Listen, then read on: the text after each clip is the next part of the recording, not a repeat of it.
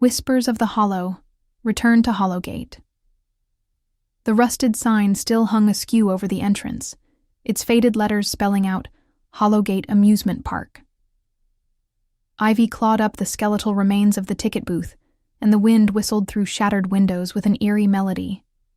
The sky was choked with gray clouds, and a storm lingered on the horizon. It had been closed for nearly 20 years, yet somehow the place still felt alive. Emily adjusted her backpack and glanced at the others. Her brother Max, always skeptical, and quiet. Jordan, their thrill-seeking cousin with a GoPro strapped to his head, and Clara, Emily's best friend who hadn't stopped shaking since they crossed the chain-link fence. "This was a bad idea," Clara muttered. "I mean, we all know what happened here." "Exactly why we're filming it," Jordan said. "One night in Hollowgate. We'll blow up online. Paranormal YouTube eats this stuff up." But Hollowgate had a history no one could shake. In 2005, during a Halloween event, a fire broke out in the funhouse. Emergency services responded too late.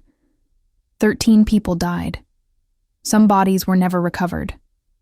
Rumors spread that the fire wasn't an accident, and the park was never reopened. Max pulled the old gate open with a screech. Inside, the remnants of cotton candy machines and rotting food stalls looked like remnants from a cursed dream. As they crossed the threshold, a coldness settled over them, heavier than the wind. The carousel. The carousel stood near the park's entrance. Its once bright horses were blackened and cracked, their eyes gouged out or painted over. Emily could swear one turned its head ever so slightly as she passed. Max walked ahead, flashlight scanning, while Jordan climbed atop a horse and spun it slowly. That's when the music started. A warped, off-tune carousel melody began to play, faint and tinny. Jordan jumped off, startled. "Did you hear that?" he asked. "It's playing by itself," Emily whispered. "There's no power," Max said, tapping the side of the control box. It was gutted, wires dangling like entrails. Clara pointed to the center mirror. "There's someone in there." A child's reflection, pale with dark eyes and a burned side of the face, stared at them from the mirror's surface. When they turned, the space behind them was empty. Then the music abruptly stopped. Echoes in the funhouse. They moved toward the infamous funhouse. Its roof sagged, and the entrance was blackened from fire. Jordan led the way, camera recording. "This is it," he whispered. "The origin point." Inside, the air grew thick and metallic. Mirrors lined the first hall, many shattered. What remained reflected light in warped, haunting shapes. Emily's reflection lingered longer than her movements. When she stopped, it smiled. Her real face did not. She screamed. The others turned, but the mirror now reflected only their confused, frightened selves. They moved deeper, past twisted mannequins fused with melted plastic and bone. Jordan pointed to scorch marks on the floor. Someone. "Burned alive right here. You can almost smell it." The mannequin nearest them shuddered.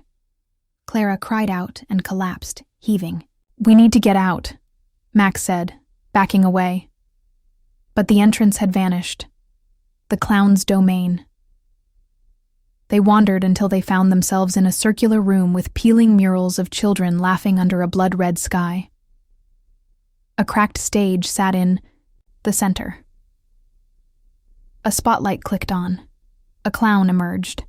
Not a person, but something worse. Its eyes glowed faintly. Its face paint was smeared, teeth rotted. It made no sound.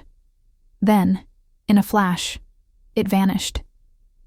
Distorted laughter erupted from the walls. Lights strobed violently. Jordan screamed. On his GoPro, they later saw a shadowy figure, long-limbed and insect-like, snatching him from the rear. They ran after the noise, but all that remained was Jordan's camera, still recording. The feed showed static, Then a new image, Jordan's terrified face, mouthing something wordlessly. Midnight ride. Emily, Max, and Clara stumbled onto the roller coaster platform. The track loomed above like a rusted spine. The control booth flickered to life as they approached. Max hesitated. This doesn't make sense. Why is this even working? The cart lurched forward suddenly, forcing them to climb in or be left behind. The ride began. Slow at first, then fast, too fast. They spiraled through impossible turns. As the landscape below blurred and twisted, they saw things that couldn't exist. Giant eyes blinking in the trees, faceless people waving from the rooftops. At the peak, Emily dared a glance down.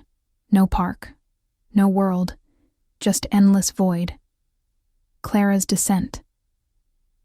The cart halted in a tunnel beneath the earth. The air was damp and stank of rot.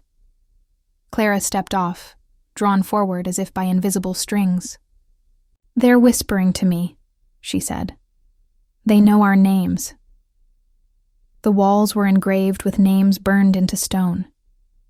Emily touched one. "That's mine," she whispered. Clara found hers and began to cry. A door opened at the tunnel's end. Inside was a room full of carnival masks, suspended from wires. They rotated slowly. As they stepped in, the masks turned toward Clara. One by one, they began to twitch. Then they descended. Max and Emily were knocked back as dozens of masks swarmed Clara. Her scream was the last sound before the door slammed shut. When they pried it open, she was gone. Only her flashlight remained, flickering weakly. The heart of the park. Emily and Max stumbled out into the central plaza. In the middle rose the massive clock tower, its hands frozen at midnight. Then, it ticked. 1 chime. 2. With each chime, the world rippled.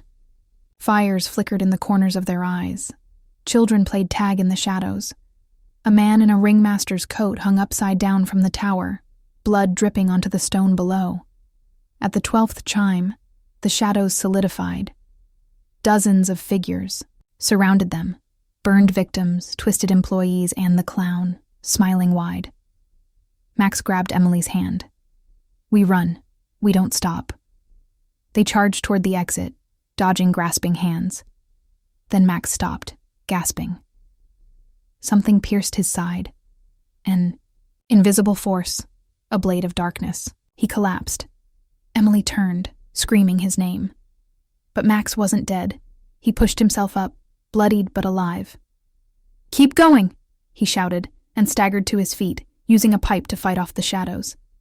Emily ran, tears streaming, but now with hope the final trick. She ran until the lights gave way to mirrors again. The funhouse. She was alone. Her reflection waited, still smiling.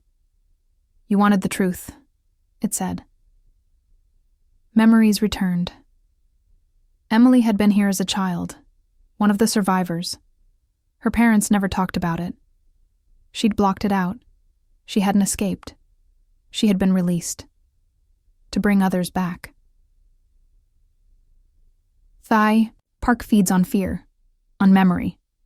Her reflection stepped through the mirror.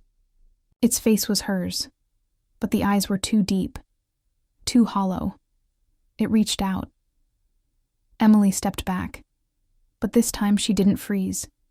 She pulled a shard from one of the broken mirrors and slashed at the doppelganger. The reflection shrieked, glitching, in and out like a corrupted file.